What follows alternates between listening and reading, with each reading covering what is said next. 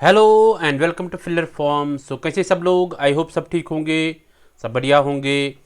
So good afternoon everyone. So welcome in today's class. My name is Muddasar Amin. I am presenting here MCQ series regarding paper 1 UGC NET JRF. Okay, so आज का जो MCQ series रहेगा वो रहेगा paper 1 unit 9 पे। ठीक है, people development and environment पे रहेगा। ओके, सो आप अपने फ्रेंड्स के साथ इस वीडियो को ज़्यादा से ज़्यादा शेयर करो, ठीक है, ताकि ज़्यादा से ज़्यादा स्टूडेंट जुड़ जाएंगे इस क्लास के साथ। ओके, तो देखते हैं हमारा टारगेट क्या रहता है। हमारा टारगेट रहता है top 20 MCQs daily on paper 1 teaching and research aptitude 2 PM। हमारा मिशन क्या है, यूजीसी नेट जेआरएफ क्रैक करना। Okay, yes.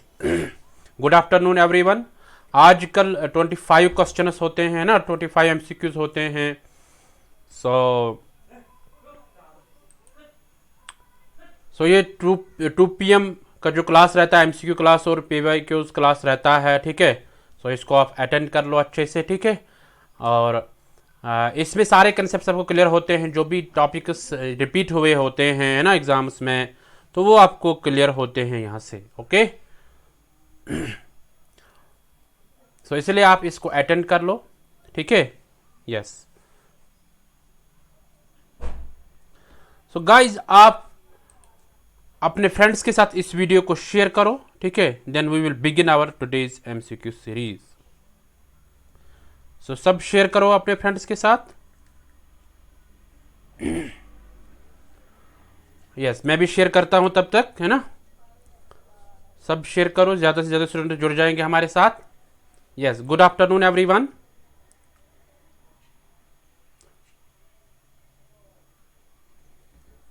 बहुत अच्छा। सो आप जो नए हैं वो चैनल को सब्सक्राइब करो और खुद भी आप लाइक करो। ठीक है, yes.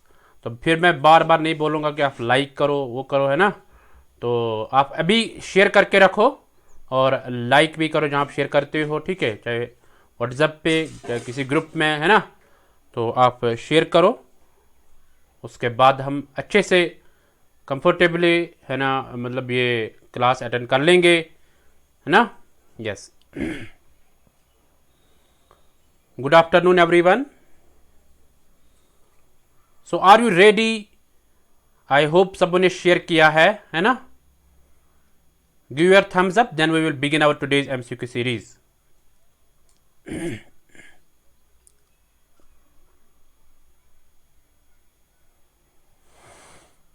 So are you ready? Then we begin.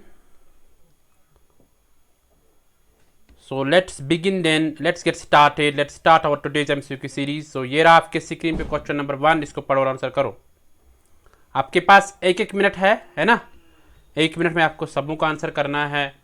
तो एक मिनट से ज़्यादा नहीं है रहना चाहिए। अगर एक मिनट से ज़्यादा आपका हो गया तो आपको हैबिट ही भी फिर यही बन जाएगी कि हम एक मिनट से ज़्यादा भी करते हैं ना।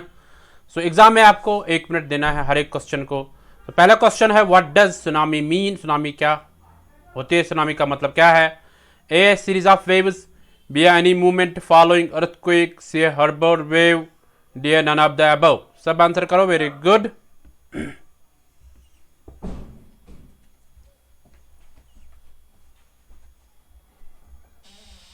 सबों का आंसर आना चाहिए, बहुत अच्छा।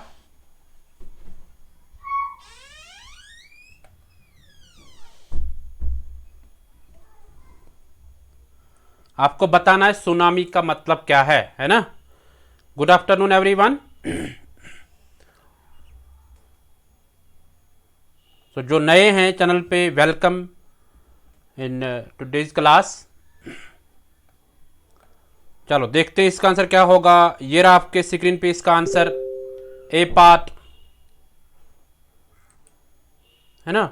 ए पार्ट क्या है? सीरीज ऑफ वेव्स, यानी सुनामी क्या होती है? ये एक समुद्री तूफान होता है ना। हाँ, तो ये सीरीज ऑफ वेव्स होते हैं जो ऐसे आते हैं ना। हाँ, फिर ऊपर नीचे मतलब ट्रांसवर्स वेव्स आते हैं इसमें, है ना।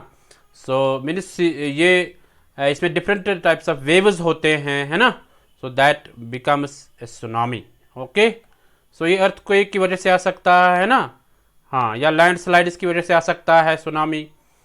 So I hope you got it. चलते हैं क्वेश्चन नंबर 2 पे, इसको देखो और आंसर करो। What is the immediate energy source for earthquakes? यानी इमीडिएट सोर्स बताना है आपको अर्थक्वेक्स का, है ना, अर्थक्वेक कैसे बनती है। A stored elastic energy in bent rock, B stored elastic energy in compressed rock, C stored heat energy from the earth interior, D stored heat energy from the sun. सब answer करो, very good, समूह का answer आना चाहिए, बहुत अच्छा।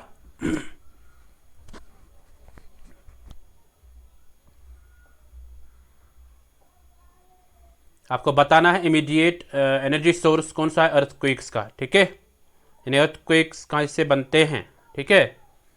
हाँ, मतलब किसकी वजह से होती है ये अर्थक्वेक्स। ए है store elastic energy in bent rock, यानी बेंट रॉक्स में होती है एक एनर्जी, वो निकल के आती है, उससे अर्थक्वेक होता है। या स्टोर इलास्टिक एनर्जी इन कंप्रेसर रॉक्स जो होते हैं, कंप्रेस जो रॉक्स होते हैं उनमें store heat energy from the earth interior, यानी जो अर्थ का इंटीरियर पार्ट है, ठीक है, उसमें से जो हीट एनर्जी निकलती है क्या उससे। या store heat energy from the sun, ये सन में जो स्टोर हीट एनर्जी होती है तो क्या उससे होता है, ठीक है। तो ये आपको बताना है, ठीक है। तो देखते हैं इसका आंसर क्या होगा। ये रहा आपके स्क्रीन पे इसका answer, A part stored elastic energy in bent rock, है ना, बेंट रॉक जो होते हैं उनमें जो स्टोर एनर्जी होती है, ठीक है, उसकी वजह से मतलब वो एक इमीडिएट सोर्स रहता है किसका, अर्थक्वेक्स का। Okay, so I hope you got it. चलते क्वेश्चन नंबर 3 पे, इसको देखो, आंसर करो।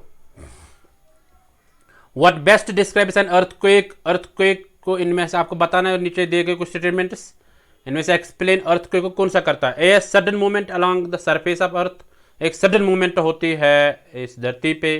B collision of tectonic plates के आपस में कोलाइड होते हैं, ठीक है, वो आपस में कोलिजन होता है इनका, ठीक है। See any natural phenomenon causing destruction, कोई नेचुरल फिनोमिना आ जाती है तो उससे डिस्ट्रक्शन हो जाती है, तबाही हो जाती है, ठीक है। या नन ऑफ द अबो, या निम्नलिखित में से कोई नहीं। सब आंसर करो, वेरी गुड, सबको आंसर आना चाहिए। आपको बताना यहाँ पे अर्थक्वेक को कौन सा बेस्ट डिस्क्राइब करता है। वेरी गुड, सबों का आंसर आना चाहिए।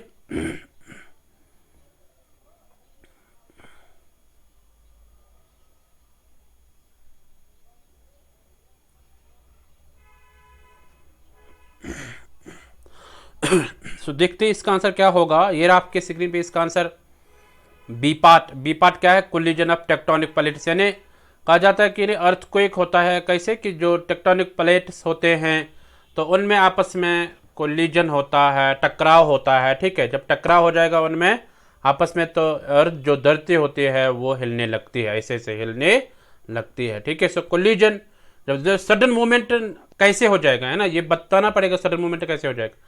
अगर हम ये बोलेंगे ये वाला ऑप्शन आएगा, नहीं, ये वाला ऑप्शन, क्योंकि सडन मूवमेंट तो किसी न किसी से हो जाएगा, है ना।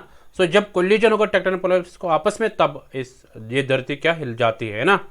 तो इस तरह एनी नेचुरल फिनोमिनन, कोई भी नेचुरल फिनोमिनन आ सकता है, फ्लड आ सकता है ना, सुनामी आ सकती है ना, ऐसे मतलब कोई भी नेचुरल फिनोमिनन आ सकता है तो उससे डिस्ट्रक्शन हो जाएगी। बट ये भी इसके रिलेटेड नहीं है, रिलेटेड इसके ये है कि यानी जब टकराव हो जाता है टेक्टोनिक प्लेट्स को आपस में तो अर्थक्वेक बन जाता है, अर्थक्वेक हो जाती है। Okay, so I hope you got it. चलते हैं क्वेश्चन नंबर 4 पे, इसको देखो और आंसर करो।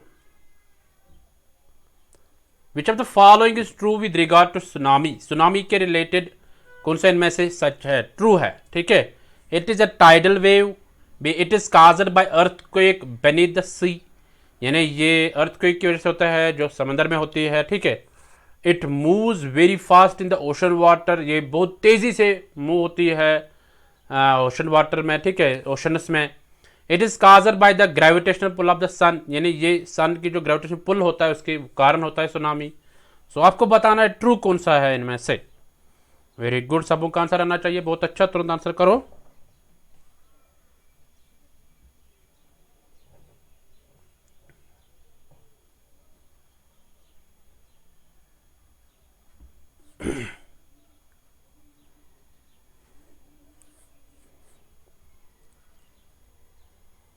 वेरी गुड, सबों का आंसर आना चाहिए, बहुत अच्छा।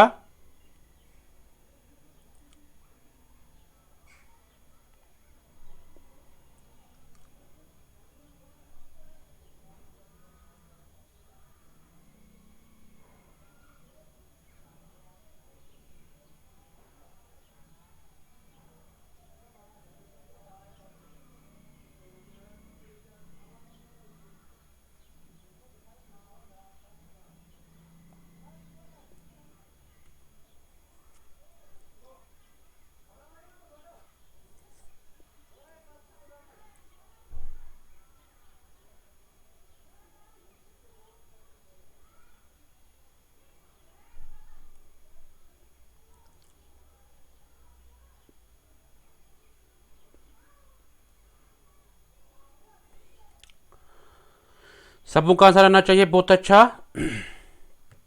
तो देखते हैं इसका आंसर क्या होगा। ये रहा आपके स्क्रीन पे B part.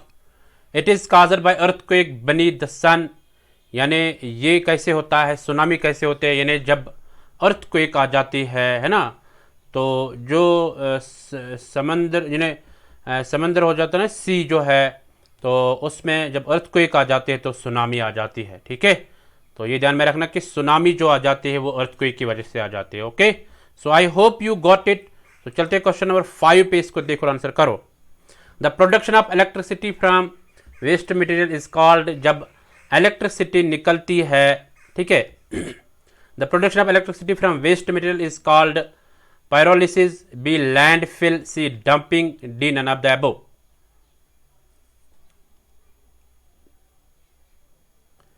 Production of electricity from waste material is called, यानी जो वेस्ट मटेरियल से इलेक्ट्रिसिटी निकलती है उसको क्या कहते हैं, ये बताना आपको। सब बताओ, वेरी गुड।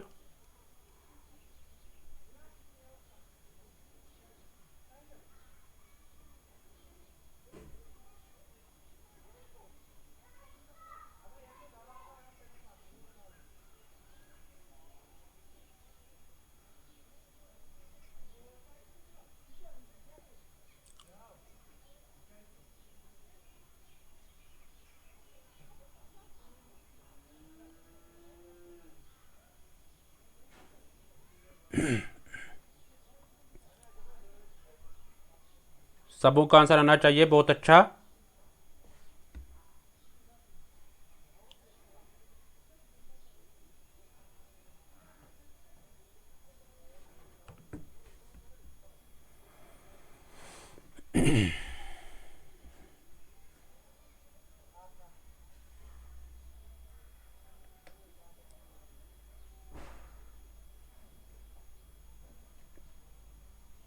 सो देखते हैं इसका आंसर क्या होगा। ये रहा आपके स्क्रीन पे इसका आंसर, ए पार्ट पैरोलिसिस, यानी जो इलेक्ट्रिसिटी की प्रोडक्शन होती है ना वेस्ट मटेरियल से, उसको क्या कहते हैं, पैरोलिसिस। ठीक है, सो ये ध्यान में रखना।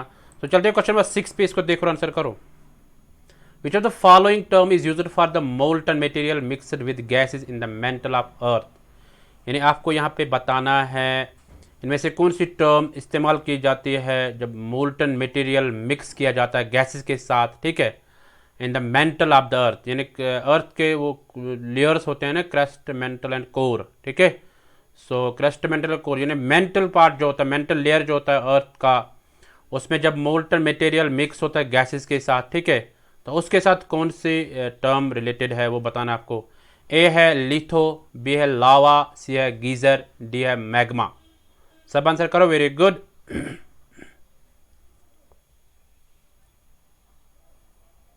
सबों का आंसर आना चाहिए बहुत अच्छा, तुरंत आंसर करो।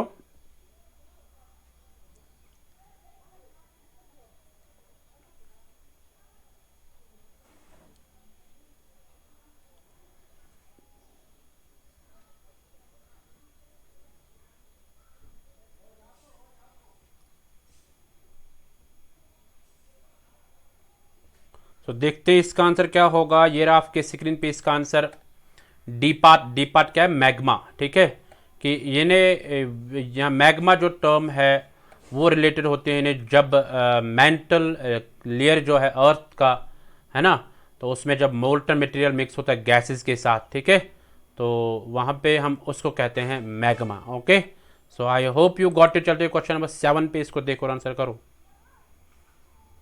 Solar cell convert, solar cell क्या कन्वर्ट करती है।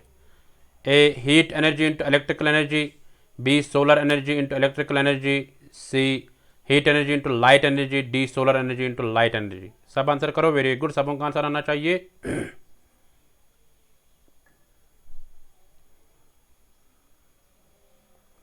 Solar cell convert, solar cell convert करती है, ठीक है, हाँ ये बताना है क्या कन्वर्ट करती है। वेरी गुड, सबों का आंसर आना चाहिए बहुत अच्छा।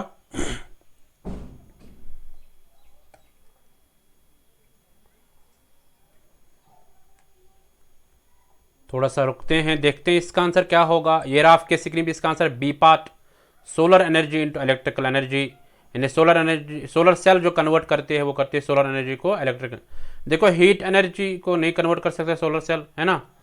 तो यहाँ पे भी ये सोलर, लाइट एनर्जी में नहीं, लाइट एनर्जी में हम नहीं कहेंगे, यानी सोलर एनर्जी जो वो चेंज करती है ना, सोलर सेल जो वो सोलर एनर्जी को चेंज करता है इलेक्ट्रिसिटी एनर्जी में, इलेक्ट्रिकल एनर्जी में। ओके, सो ये ध्यान में रखना। सो चलते हैं क्वेश्चन नंबर 8 पे, इसको देखो और आंसर करो। Which of the following gas is the highest calorific value, highest calorific value किस गैस का है इनमें से, ठीक है। ए ब्यूटेन, बी मीथेन, सी ईथेन, डी हाइड्रोजन।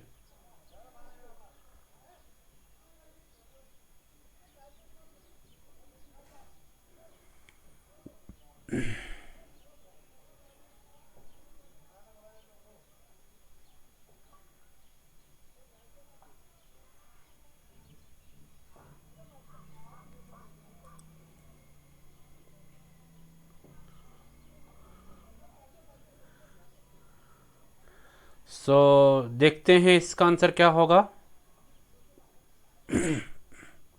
अभी रुकते हैं थोड़ा सा।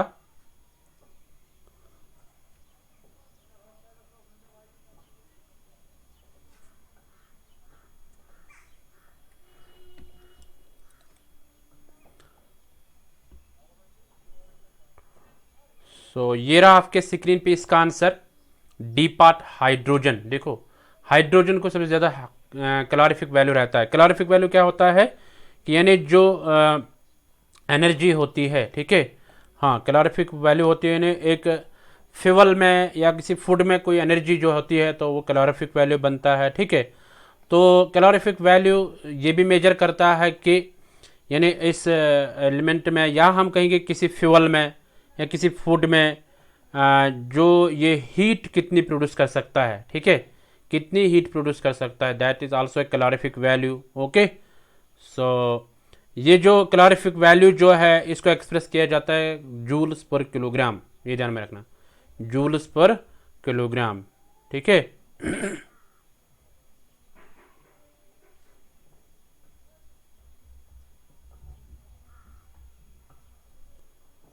एक सेकंड रुको आप।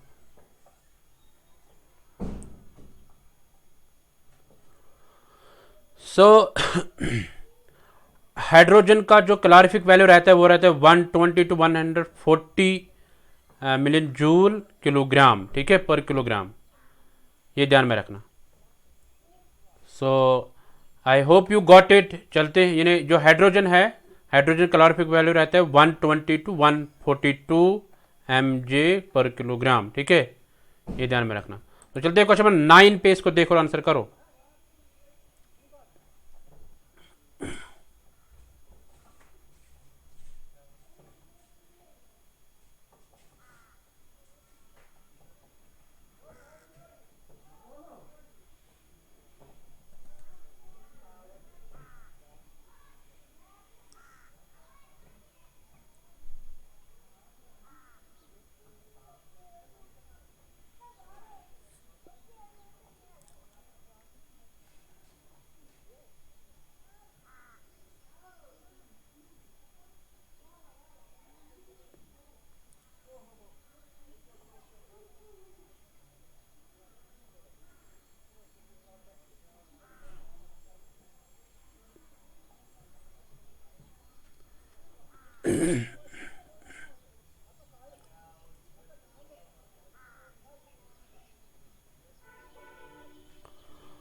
आपको बताना यहाँ पे exposure to which of the following radiation can cause skin problem. Skin problem कौन सा यहाँ पे कर सकता है, इनमें से कौन सी रेडिएशन कर सकता है। ए है इंफ्रारेड, बी है अल्ट्रावायलेट, सी है गामा रेज, डी है none of the above.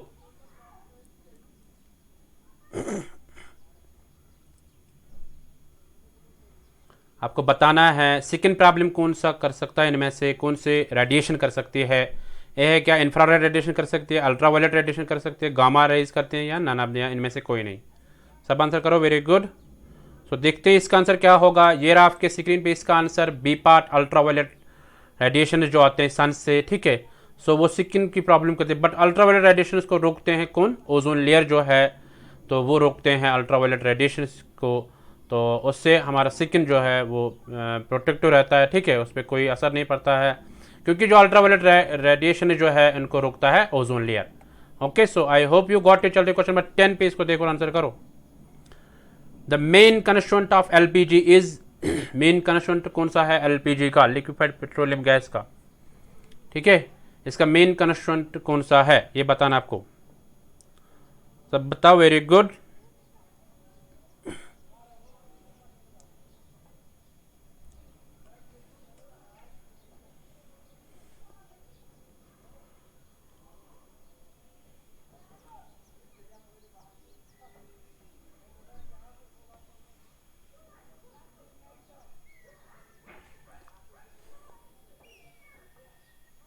LPG gas जो है इसका मेन कंस्टिट्यूएंट कौन सा ये बताना है, सब बताओ। Very good. तो देखते हैं इसका आंसर क्या होगा। ये रहा आपके स्क्रीन पे इसका answer, B part. B part क्या है, ब्यूटेन। यानी मेन कंस्टिट्यूएंट जो एलपीजी का है वो है ब्यूटेन, ये ध्यान में रखना आप। ओके, यस, एलपीजी का मेन कंस्टिट्यूएंट है ब्यूटेन ही, ठीक है। हाँ, सो जिनका गलत हो गया है आप इसको करेक्ट कर लेना, ठीक है। हाँ, नेक्स्ट टाइम आपको गलत नहीं होना चाहिए। तो चलते हैं क्वेश्चन नंबर 11 पे, इसको देखो और आंसर करो।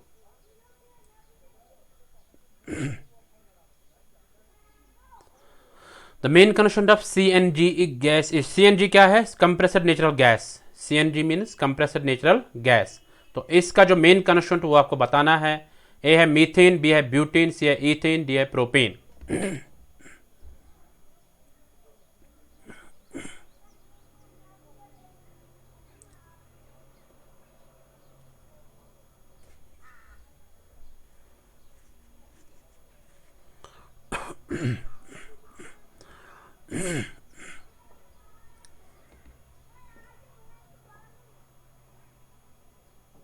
बहुत अच्छा, सब आंसर करो। Very good.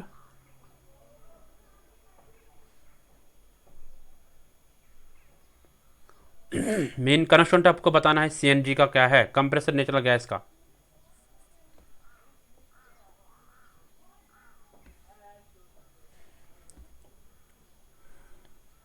तो देखते हैं इसका आंसर क्या होगा। ये रहा आपके स्क्रीन पे इसका answer, A part methane.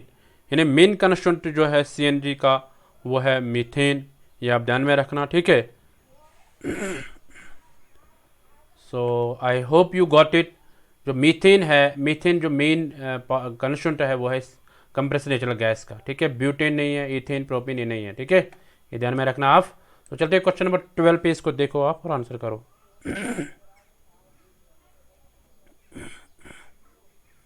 Fuel formed under the earth surface by the decomposition of organic matter is called, यानी वो फ्यूल जो बनता है ज़मीन, अंडर द अर्थ सरफेस, ज़मीन के नीचे जो बनता है ना, by the decomposition of organic matter, जो उसमें डिकम्पोज हो जाता है ऑर्गेनिक मैटर, तो उसको क्या कहते हैं। A fossil fuel, B inorganic fuel, C biogas, D none of the above. सब आंसर करो। Very good. आपको बताना है जो फ्यूल बनता है ज़मीन के अंदर, ज़मीन के नीचे, ठीक है, तो उसमें डिकम्पोज करते हैं ऑर्गेनिक मैटर को, तो उसको क्या कहते हैं। वेरी गुड, सबों का आंसर आना चाहिए।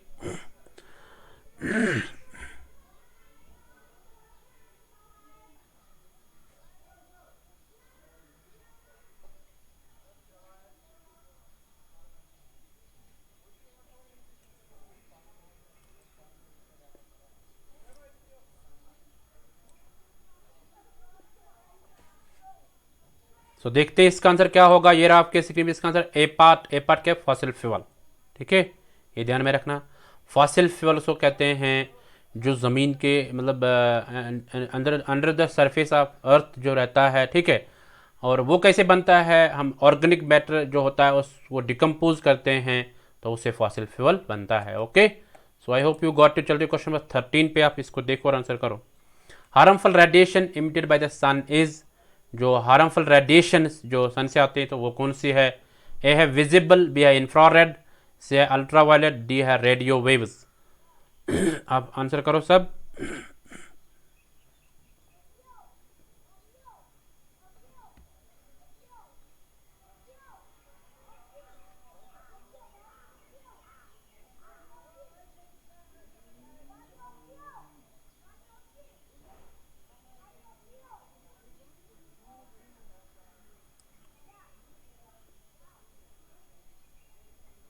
वेरी गुड, सब आंसर करो।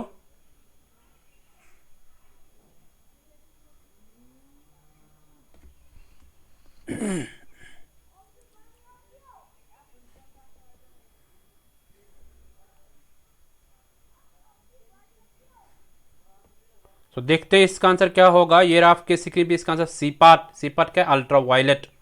जो अभी इससे पहले मैंने एक क्वेश्चन में बोला था आपको, जो अल्ट्रा वायलेट रेडिएशन है वो बहुत सारे डेंजरस होते हैं, ठीक है। हाँ, बहुत खतरनाक डेंजरस होते हैं वो। तो ये जो सनलाइट से आते हैं, इसको अगर ये ओजोन लेयर अगर उसको मतलब रोकेंगे नहीं, कंट्रोल नहीं करेंगे उनको, तो उससे क्या हो सकता है कि वो हमारे स्किन में मतलब प्रॉब्लम कर सकता है। हम मतलब उसमें एक स्किन कैंसर हो सकता है, ठीक है। सो इतनी डेंजरस है अल्ट्रा वायलेट रेडिएशन। सो ये हार्मफुल रेडिएशन है जो सन से आती है, ओके। सो ये ध्यान में रखना।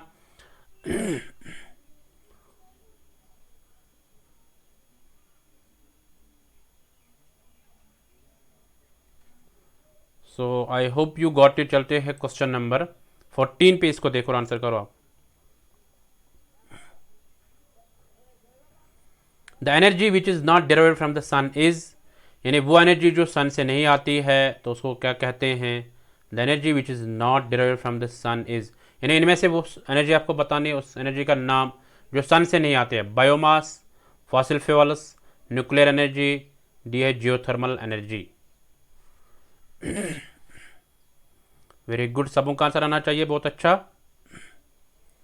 The energy which is not derived from the sun is, यानी वो एनर्जी जो सन से नहीं आती है। इनमें से आपको बताना है कौन सी नहीं है। बायोमास है, फॉसिल फ्यूल्स है क्या, न्यूक्लियर एनर्जी है क्या, या जियोथर्मल एनर्जी है। सब बताओ। Very good.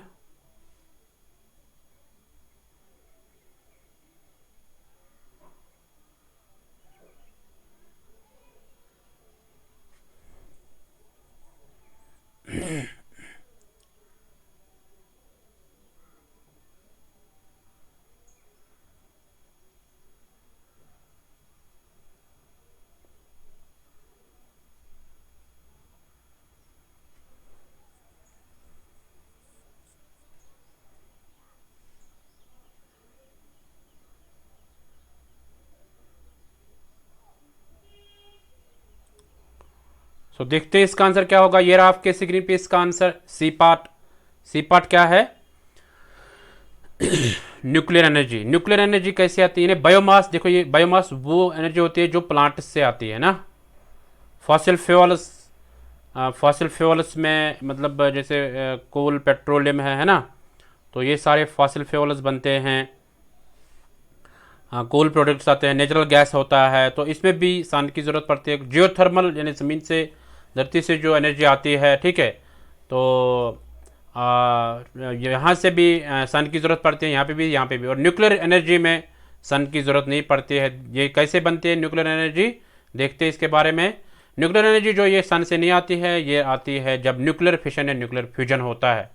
न्यूक्लियर फिशन और न्यूक्लियर फ्यूजन में हो जाए, न्यूक्लियर फिजन हो, ये दो हो जाएंगे तब न्यूक्लियर एनर्जी आ जाती है। उसमें सन की ज़रूरत नहीं पड़ती है। फ्यूजन क्या होता है, जब two light atomic nuclear combine करेंगे आपस में, ठीक है। दो एटॉमिक न्यूक्लियर आपस में कंबाइन करेंगे तो एक एनर्जी आ जाएगी, that is called nuclear energy. तो उसको फ्यूजन कहेंगे, ठीक है। जो एनर्जी आ जाएगी ऐसे दो लाइट इन्हें हल्की से एटॉमिक न्यूक्लियर आपस में कंबाइन करेंगे तो इट इज़ फ्यूजन।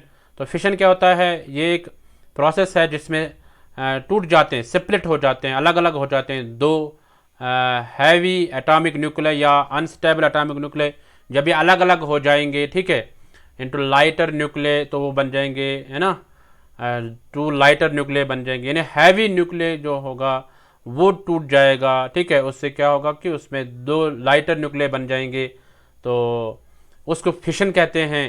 तो ऐसे जो एनर्जी निकल के आएगी that is called nuclear energy, okay. तो फ्यूजन कहते हैं जब मतलब दो छोटे मतलब एटॉमिक न्यूक्लियर कंबाइन करेंगे आपस में तो वहाँ से एनर्जी आ जाएगी।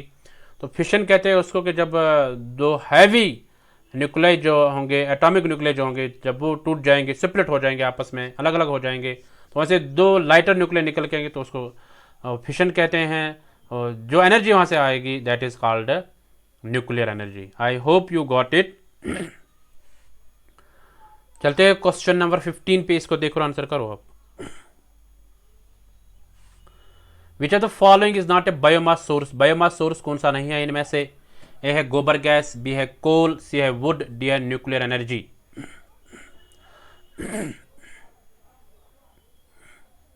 विच of the following is not a biomass source. Biomass source कौन सा नहीं है इनमें से? ठीक है,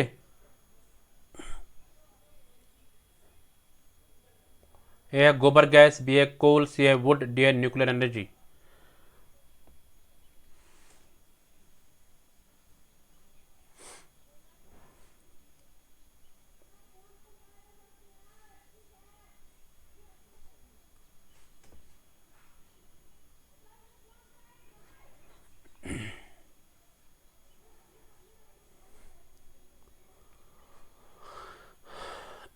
आपको बताना यहाँ पे बायोमास सोर्स कौन सा नहीं है।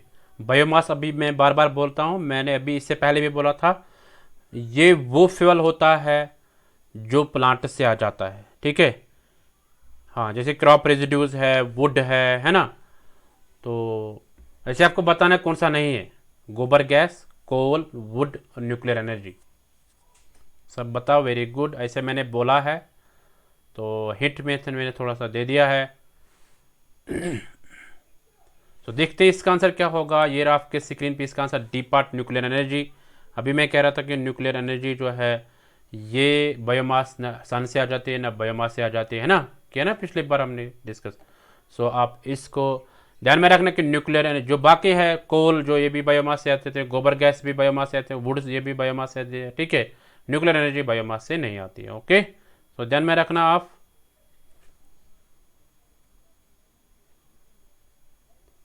हाँ, न्यूक्लियर एनर्जी जो वो फिशन और फ्यूजन से आ जाती है। ठीक है, तो चलते हैं कुछ में थोड़ा सा देखते हैं इसके बारे में। सो बायोमास जो है ये एक ऑर्गेनिक, हम कहेंगे ये ऑर्गेनिक होता है। ठीक है, इसमें मटेरियल जो मटेरियल यूज़ होता है, ठीक है, सो वो सारा आ जाता है लिविंग ऑर्गेनिज्म से, जैसे प्लांट्स और एनिमल्स जो है। मोस्ट कॉमन बायोमास मटेरियल जो है वो प्लांट से ही आ जाता है, या वुड से, या वेस्ट मटेरियल से। तो इसको बोलते हैं बायोमास फीड स्टॉक्स भी। बायोमास एनर्जी जो है इसको नॉन रिन्यूएबल एनर्जी सोर्स भी बोलते हैं। ठीक है, सो ये खत्म होते, जैसे हमारे पास है वुड है, प्लांट्स है ना, वेस्ट मटेरियल, ये खत्म हो जाते हैं तब इनको नॉन रिन्यूएबल एनर्जी सोर्सेज भी बोलते हैं। Okay, so I hope you got it. चलते हैं क्वेश्चन 16 पे, इसको देखो और आंसर करो। Which of the following, which of the chemical substance release into the environment while burning of fossil fuels can lead to acid rain. इनमें से आपको बताने केमिकल सब्सटेंस जो निकलता है एनवायरनमेंट से, जब बर्न करते हैं फॉसिल फ्यूल्स को तो वहाँ से एसिड रेन निकल के आता है। ठीक है, ये ध्यान में रखना आप कि वो कौन सा केमिकल सब्सटेंस है। ठीक है, जिसको हम जलाते हैं तो उससे एसिड रेन हो सकता है। ए है ऑक्साइड्स ऑफ सल्फर, बी है ऑक्साइड्स ऑफ कार्बन, सी है oxides of nitrogen, D all of the above. यानी निम्नलिखित में सारे। सब आंसर करो। Very good.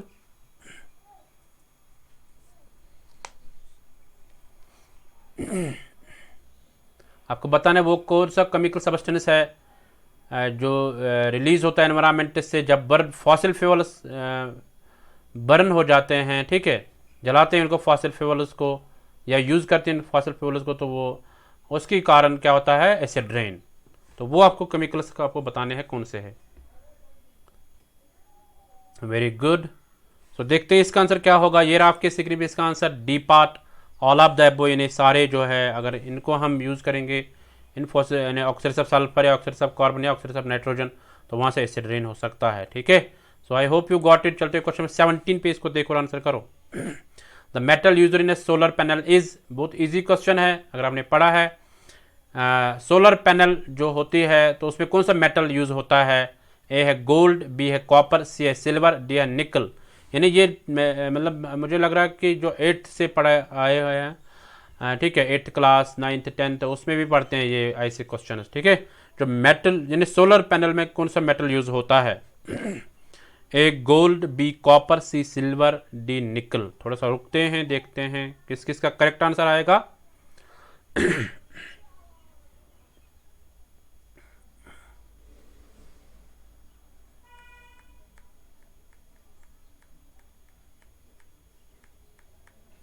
सो देखते हैं इसका आंसर क्या होगा। ये रहा आपके स्क्रीन पे, इसका थोड़ा सा रुकते हैं और 2-5 सेकंड। तो ये रहा आपके स्क्रीन पे इसका answer C part. C part क्या है? सिल्वर। तो सिल्वर इसका करेक्ट आंसर है। ज़्यादा डिफिकल्ट क्वेश्चन नहीं था। तो चलते हैं क्वेश्चन नंबर 18 पे, इसको देखो और आंसर करो आप। Which of the following element is used in making of solar cells? Solar cells किसे बनाते हैं? Platinum, B carbon, C silicon, D silver. Solar cells जो है ये कैसे बना, किस एलिमेंट से बनते हैं? ए प्लैटिनम, बी है कार्बन, सी है सिलिकॉन, डी है सिल्वर।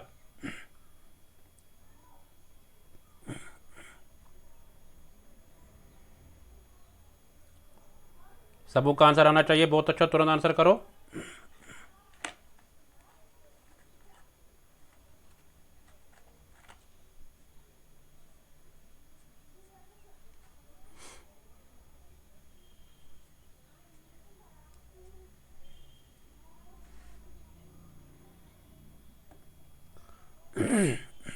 तो देखते हैं इसका आंसर क्या होगा। ये रहा आपके स्क्रीन पे इसका आंसर सी पार्ट, सिलिकॉन। यानी सिलिकॉन वो एक एलिमेंट है जिससे सोलर सेल्स बनते हैं। ठीक है, चलते क्वेश्चन नंबर 19 पे, इसको देखो पर आंसर करो। The energy source that eventually runs out of stock is known as, यानी वो एनर्जी सोर्स जो खत्म हो जाता है तो उसको क्या कहते हैं? A renewable resource, B non renewable resource, C endangered resource, D none of the above. आप सब आंसर करो। Very good.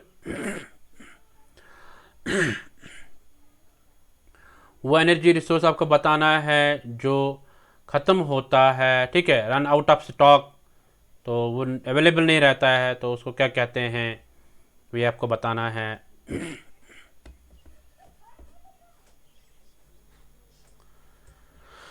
ज़्यादा डिफिकल्ट क्वेश्चन नहीं है, इसमें थोड़ा सा टाइम ले लेंगे। उसके बाद हम चलते हैं नेक्स्ट क्वेश्चन पे। सब आंसर करो। Very good.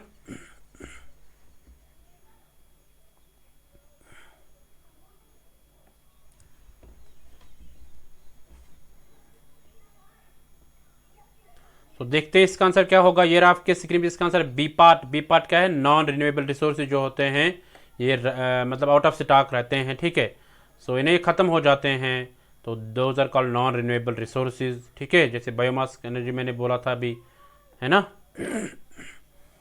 So I hope you got it. चलते क्वेश्चन नंबर 20 पे, इसको देखो और आंसर करो। CBD स्टैंड्स फॉर, CBD क्या होता है? इसकी फुल फॉर्म आपको बतानी है।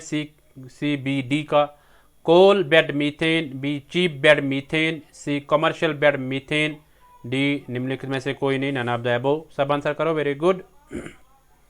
ये भी ज़्यादा डिफिकल्ट क्वेश्चन नहीं, अगर आपने एक्रोनिमस पढ़े हैं, ठीक है, तो आपको कोई परेशानी नहीं होगी फिर। तो इसमें से भी क्वेश्चन कभी कभार पूछ सकते हैं, मतलब फुल फॉर्म क्या होती है, इन्हें 1-2 क्वेश्चन पूछे जाते हैं। ठीक है, ये ध्यान में रखना।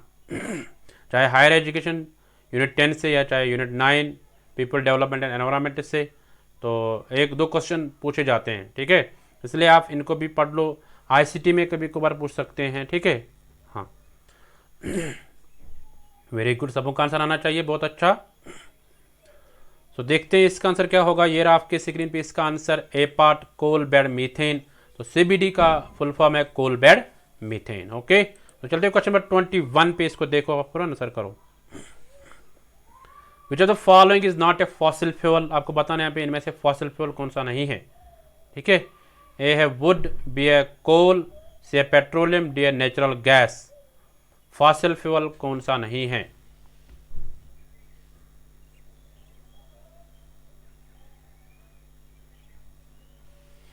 वेरी गुड, सबों का आंसर आना चाहिए। बहुत अच्छा।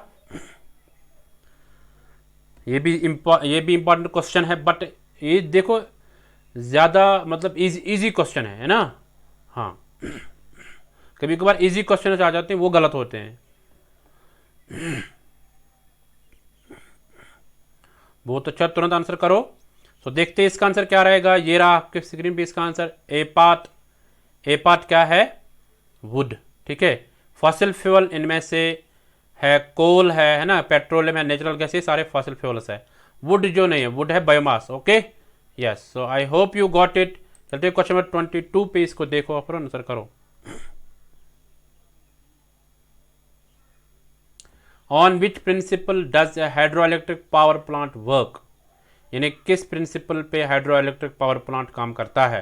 ए है law of conservation of energy, B है the conversion of potential energy into kinetic energy, C है the conversion of mechanical energy into electrical energy. ठीक है सर, ऑल द अबव, सब आंसर करो, वेरी गुड। आपको बताना है हाइड्रो इलेक्ट्रिक पावर प्लांट जो है वो किस के आधार, किस प्रिंसिपल पे काम करता है। ठीक है, हाँ सबों का आंसर आना चाहिए, बहुत अच्छा, तुरंत आंसर करो।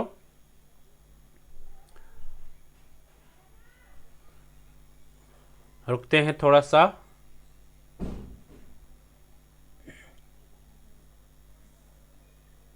हाइड्रो पावर प्लांट किस प्रिंसिपल पे काम करता है ये बताना है आपको।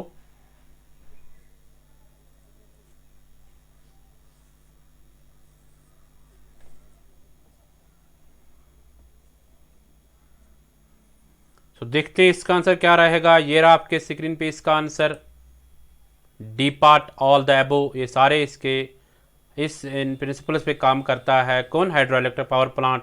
जैसे law of conservation of energy है, ठीक है, इस तरह conservation of potential energy into kinetic energy, ये conversion of potential energy into kinetic energy, इस तरह conversion of mechanical energy into electrical energy, ये सारे इसके आंसर आ जाएंगे। इन सब प्रिंसिपल्स पे ये हाइड्रो इलेक्ट्रिक पावर प्लांट काम करता है। ओके, चलते क्वेश्चन नंबर 23 पे, इसको पढ़ो पर आंसर करो।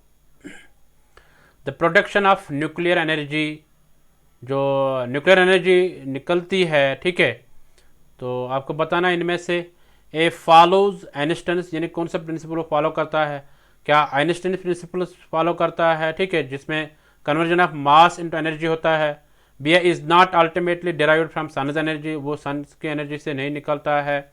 सी both A and B, D none of, यानी आपको बताना है इनमें से कि कौन सा करेक्ट है न्यूक्लियर एनर्जी के बारे में। ठीक है, हाँ वही है the production of nuclear energy. अब यहाँ पे आपको बताना है इनमें से इसके रिलेटेड करेक्ट कौन सा है। एक्चुअली इसमें क्वेश्चन इनकम्प्लीट है, तो मैंने आपको बता दिया कि आपको बताना है कि जो प्रोडक्शन ऑफ न्यूक्लियर एनर्जी होती है, तो इसके रिलेटेड आपको करेक्ट बताना है यहाँ पे। ठीक है,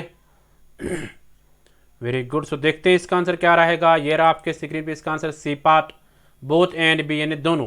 पहले हम बी देखते हैं। ये सन की एनर्जी से नहीं निकलता है, ये न्यूक्लियर फिशन और फ्यूजन की वजह से निकलता है। ठीक है, इसी तरह ये फॉलो करता है आइंस्टाइन प्रिंसिपल, जिसमें मास को कन्वर्ट किया जाता है एनर्जी में। Okay, so I hope you got it. चलते क्वेश्चन नंबर 24 पे, इसको देखो और आंसर करो।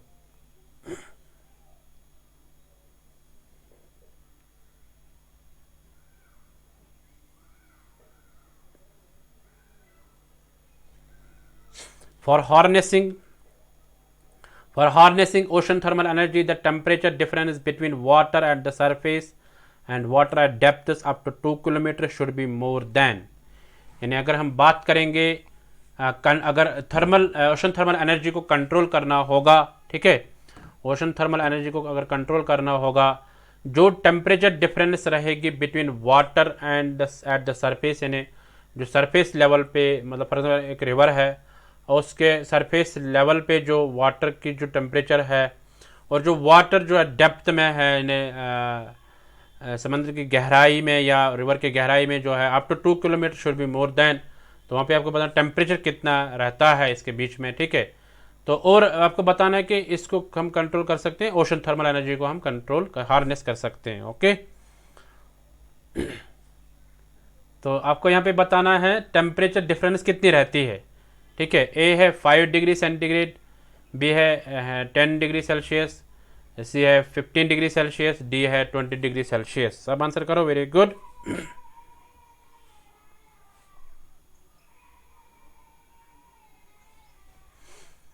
अगर हमें कंट्रोल करना होगा ओशन थर्मल एनर्जी, तो टेम्परेचर डिफरेंस क्या रहनी चाहिए? जो ऊपर सरफेस पे वाटर रहता है और नीचे डेप्थ में जो वाटर रहता है ना, in between the up to 2 kilometre जो टेम्परेचर रहेगा वो कितना रहेगा। ओके, कितना रहना चाहिए? बहुत अच्छा, तुरंत आंसर करो सब।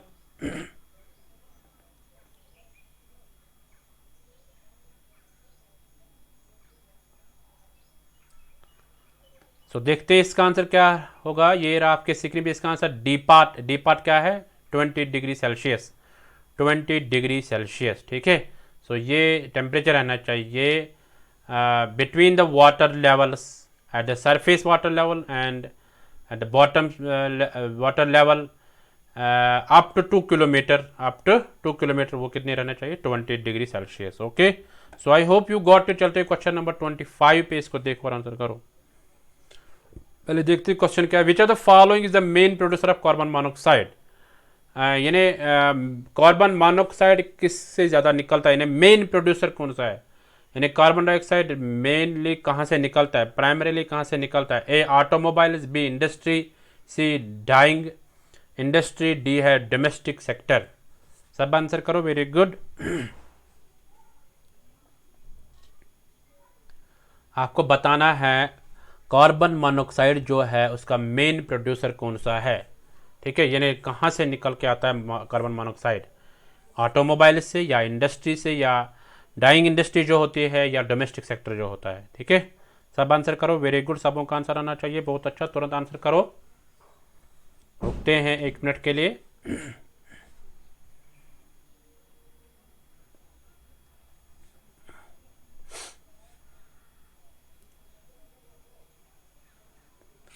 बहुत अच्छा, इजी क्वेश्चन है, ज़्यादा डिफिकल्ट क्वेश्चन नहीं है, है ना। और जो सारे क्वेश्चन थे वो इजी क्वेश्चन ही है, कोई डिफिकल्ट क्वेश्चन नहीं है, है ना।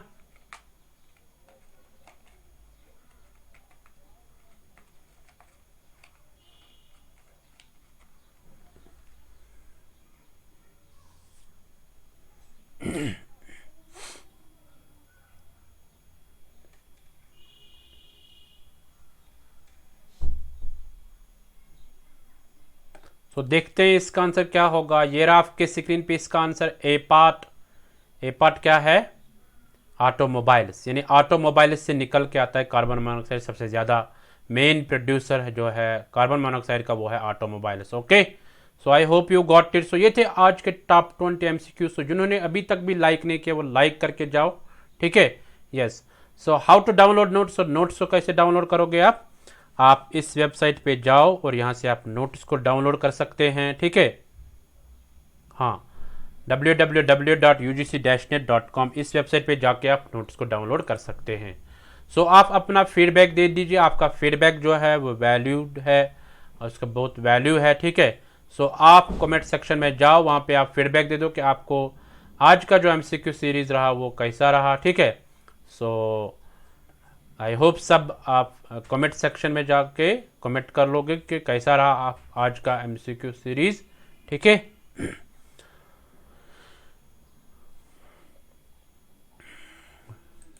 सो ये 2 PM का जो MCQ क्लास रहता है, प्रीवियस ईयर क्वेश्चंस रहते हैं इसमें, या मल्टीपल चॉइस क्वेश्चंस रहते हैं, ठीक है। तो इसको आप अच्छे से अटेंड कर लो, यहाँ से आपके पूरे कंसेप्ट्स क्लियर होते हैं, ठीक है। जो भी कंसेप्ट्स होते हैं वो पूरे क्लियर होते हैं आपको, इसलिए इसको आप अटेंड कर लो डेली बेसिस पे, ठीक है। हाँ, सो जो भी मतलब अभी जो बाकी फॉर एग्जांपल आपने पिछले जैसे रिसर्च एप्टीट्यूड के क्वेश्चंस है, कम्युनिकेशन के क्वेश्चंस है ना, हायर एजुकेशन के क्वेश्चन, अगर वो आपने नहीं देखे हैं तो आप डिस्क्रिप्शन में जाओ, वहाँ पे भी लिंक अवेलेबल है, उनको भी आप देख लो, ठीक है। हाँ, अटेंड कर लो उनको भी। सो या आप प्लेलिस्ट में जा सकते हैं, वहाँ से भी आप देख सकते हैं, ओके। सो अगर आपका कोई क्वेश्चन होगा, कोई प्रश्न होगा, आप उसको कमेंट सेक्शन में लिख लो, उसको हम एड्रेस कर लेंगे, ठीक है। यस, सो मिलते हैं नेक्स्ट MCQ सीरीज़ में, तब तक के लिए bye bye, take care, okay. Yes, Tata.